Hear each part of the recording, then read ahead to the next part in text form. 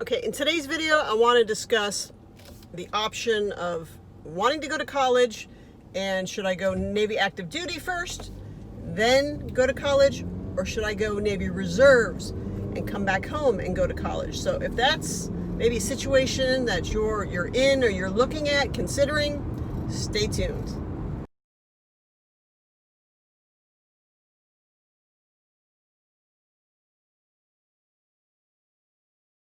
All right, so a big misconception, and it is a huge misconception, is that you're gonna go, if you decide to go the reserve route, you're gonna go to boot camp, you're gonna go to whatever A school, you're gonna come home, and you're gonna go to college, and the Navy is gonna pay for it.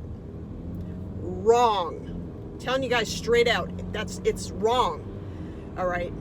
The only way the Navy is gonna pay for it is if you do what is called the Montgomery Chapter 1606 Reserve, and this is for all the branches, not just the Navy.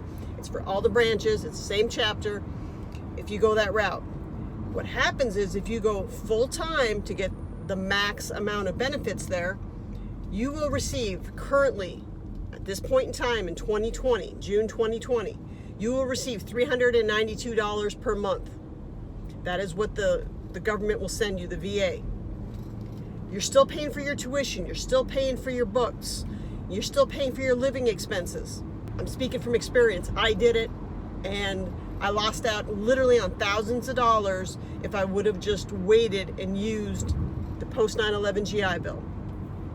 Now, in order to get the post 9/11 GI Bill, which is what the active duty side gets, 100% invested, meaning the VA will pay 100% of your school.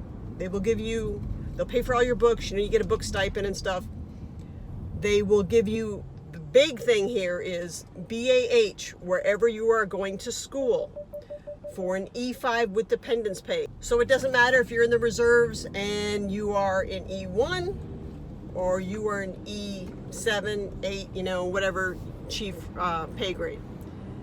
It doesn't matter. You all get the same E5 with dependence pay for BAH. That's active duty and reserve across the board. That's the beauty of post 9/11.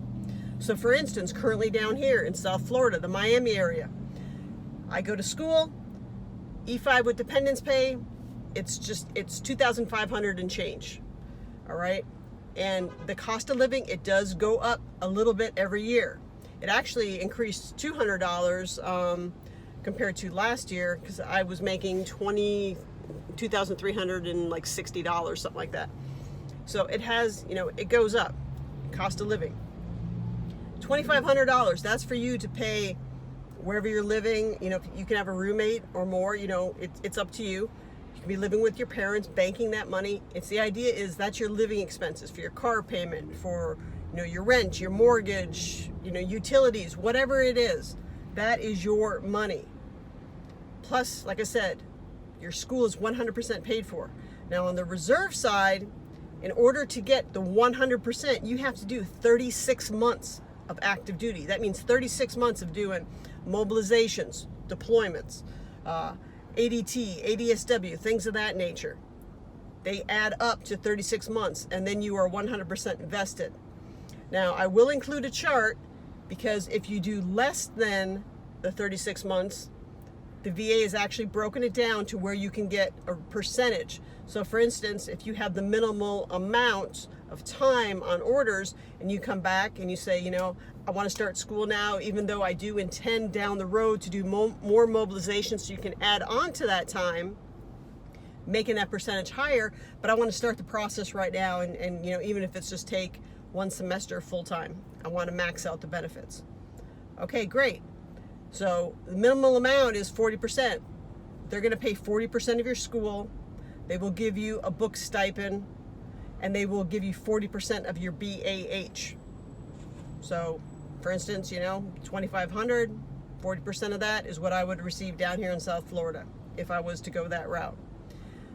The other thing, and this is other misconception by a lot of individuals that have yet to serve, I don't know where they hear it from, but I've heard this throughout my entire career, is, well, it's an unlimited amount of educational benefits, and that is also not true. It's 36 months. Now, there are times where you can get 48 months. For instance, I was in that category only because I had the previous Montgomery Chapter 30. The post 9/11 did not exist at that time, so because of that, I was given an additional 12 months, so 36 plus 12, I ended up with 48 months. But you're going to get 36 months. 36 months is done and over with, you're out of educational benefits. Now, for instance, and I've talked about this in other videos, if you say, you know what, I'm not going to listen, I'm just going to do the Reserve GI Bill, that's 1606, I'm going to get my $392 a month, you know, and then I'll get my post 9/11. Had a lot of people do this. You know, for whatever reason, they're like, not going to listen. They go to school, 12 months, 18 months, whatever, on the Chapter 1606. They mobilize on the reserve side. They go somewhere for 12 months. They come back. They qualify for a percentage of that post 9/11 GI Bill. But you're only allowed 36 months.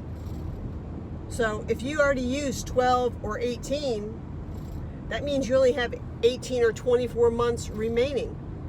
And depending on, you know, if you're going to go for your bachelor's, you plan on going for your master's, you know, it's, like I said, you're wasting literally thousands of dollars. So, I mean, I will make a video if I have to every week, you know, trying to explain if individuals are not getting what my message is, if it's not coming across, I don't have a problem redoing it to a way that people understand.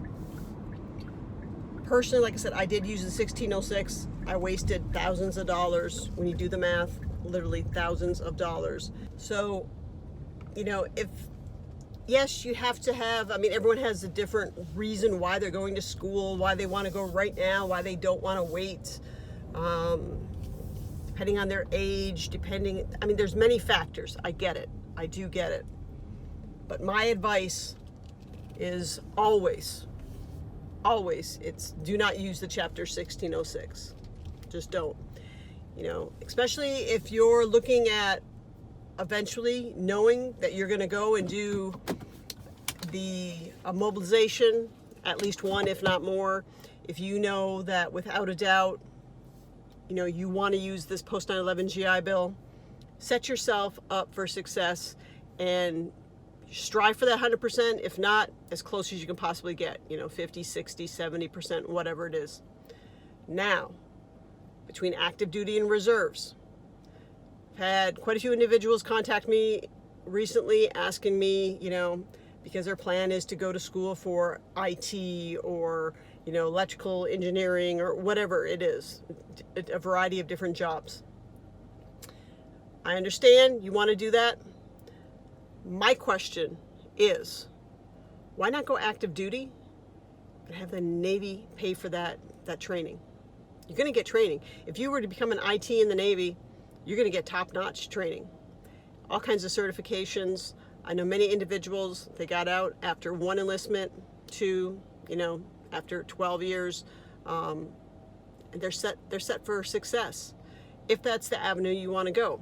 Same thing if, you know, you want to do whatever type of electrical, you want to be a CE, AT, AE, EM, IC, ET, you know, whatever it is.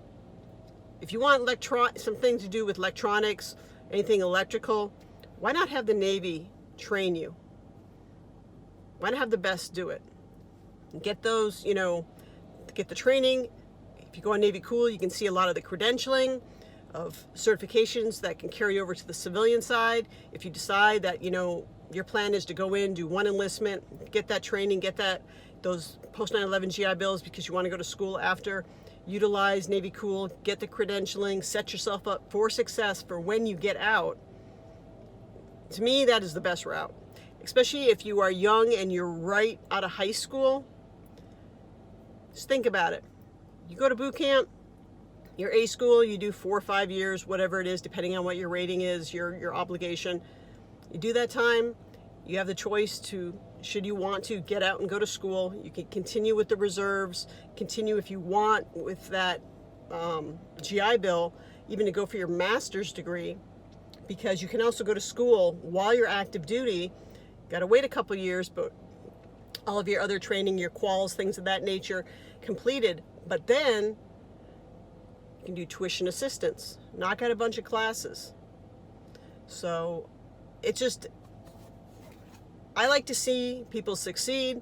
I understand where a lot of individuals, they want to go to school, they want to go now.